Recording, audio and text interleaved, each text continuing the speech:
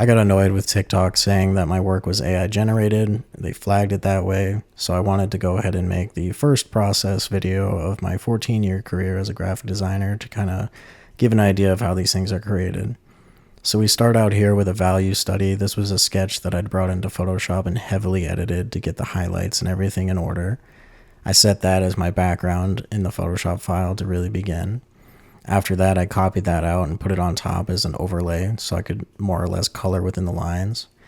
Going forward, pretty much everything you'll see me do here, what I did was I utilized layer masking and a low flow brush in order to get the colors and shadows all incrementally added in.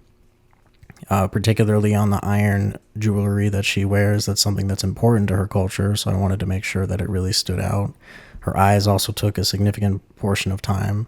But using layer masking and a low flow brush really allows you to work things out slowly and incrementally, and using the layer mask and a low flow brush on the mask allows you to really make sure that your shadows and everything can blend really well. So it was a matter of getting the colors correct, making sure the textures and highlights are looking good, and then blending everything together.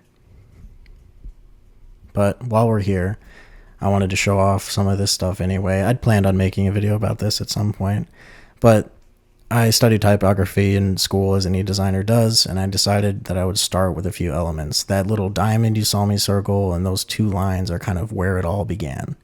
And from there, I really wanted to build out a cohesive runic system that felt chiseled by hand. So that you'll see a lot of these pointed shapes, 45-degree angles, and flat lines. In the end, I merged it down and I used the roughen effect to make things look a little bit more like naturally created, as if somebody carved it out by hand into stone.